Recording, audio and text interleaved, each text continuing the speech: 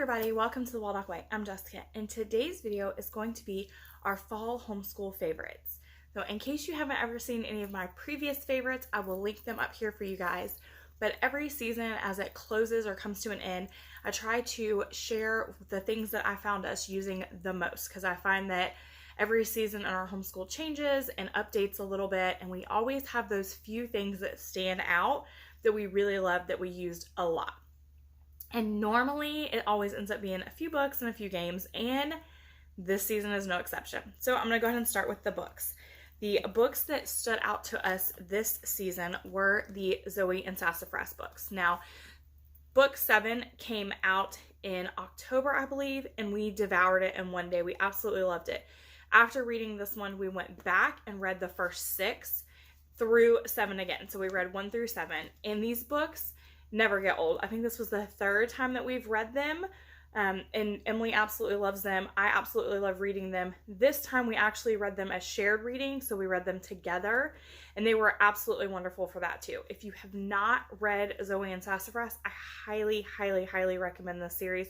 They are really great, and they have some awesome science background to them too. Almost every time we read them, Emily comes up with her own science experiment, so I highly recommend these.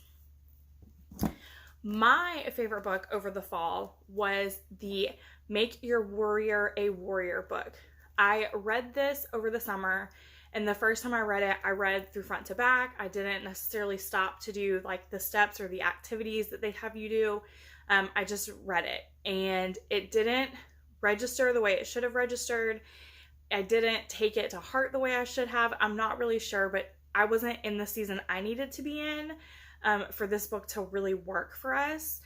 But I declared that this year for our homeschool, I was going to really focus on mindfulness and some of those self-control kind of things. And so I reread this myself, and I slowed down and I took one chapter at a time. And at the end of that chapter, I did the activities it asked to do.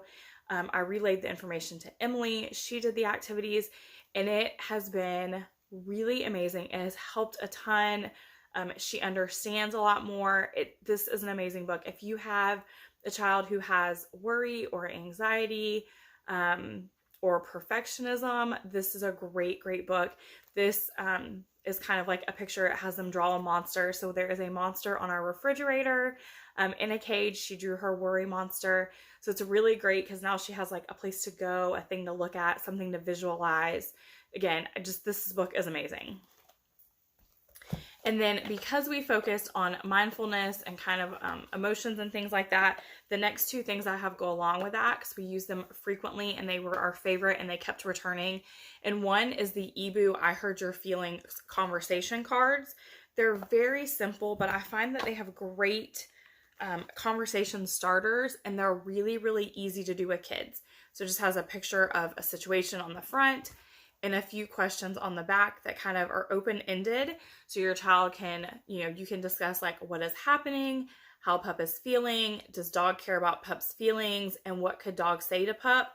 And these were just absolutely fabulous. We did 1 to 2 a day, almost the entire fall season, and we made it all the way through the whole stack. And I could see that she was becoming better at naming her feelings and becoming better and better at describing the things she was seeing in those cards as we progressed through them. We will probably go through them again, but right now we're taking a break. The other thing that was essential to our fall was this Breathe Like a Bear. So beautiful inside. I mean, it's just absolutely gorgeous. And every page is a different kind of breath. So there's different kinds of breathing for calming down and for relaxing and for focusing. And it's really written for a child, so it makes so much sense to them. And then after learning all of the breathing in this book, when certain situations arise, I can simply say, hey, smell your flowers, or blow out your candles, or, let's sip on our hot chocolate. And because we've gone through this book about 3 times now, she knows exactly what I'm talking about and exactly what breathing technique I'm, encouraging her to do and how to do it properly. So this is a great one if you want to work on breathing techniques. And it's fun for kids too. This is a hands-on component. I don't normally feature those, but this has been something that has been like in almost every video I have done for the past 4 months. So it seemed kind of silly not to put it in a favorite. And that is the Playful Days Doze Play-Doh kits. If you have seen my morning baskets over the past 4 to 6 months, our trip car basket as well, Playful Days Doughs kits have been essential. Yes, you can make your own Play-Doh kit, but these are absolutely beautiful. They come in these amazing boxes. She pre-thinks everything out. They happen to almost always be on themes that we're going to be doing, and she's really great to work with. So if there's not something that we're doing, I can say, hey, do you have time to make this? And she has no problem custom making something for me as well. So I absolutely love them. They are great for hands-on. They're great for when Emily is reading aloud, or when I'm reading aloud, for her to keep her hands busy. For those times when I just need her to be busy because I need to step away for a minute, for in the car because I just need her, you know, not to be on a screen. They're absolutely amazing. And every one of them we have received, big, mini, every theme has been awesome. And the Play-Doh lasts 6+ months. The oldest one we have is Shark or Ocean, and we got it in July, and the Play-Doh is still good. So yeah, 6 months at least. I can attest to that. The last few things I have are games, and the first one is Rako. This was one of those games like I played as a kid, I'm pretty sure. It says, you know, it's been great for 50 years. I grabbed it because it was on sale for like $10, and I wasn't sure if we would even enjoy it, but we all love it, which is really hard for all three of us to love a game equally. And it's actually really great for school because you have to put your numbers in sequential order, so you're lowest in the front and highest in the back. So Emily's really been working on, you know, getting those numbers in order and sequencing, and it's really, really great for that. It's a quick, semi-quick game, and it's just easy. I mean, almost all ages can play it. So it's been one that we've really loved. We've played it probably 2 to 3 times a week for months now. Another game that we have really loved, Ibu actually sent this one to us. It is coming out, or it may already be out, but it's called Making Change.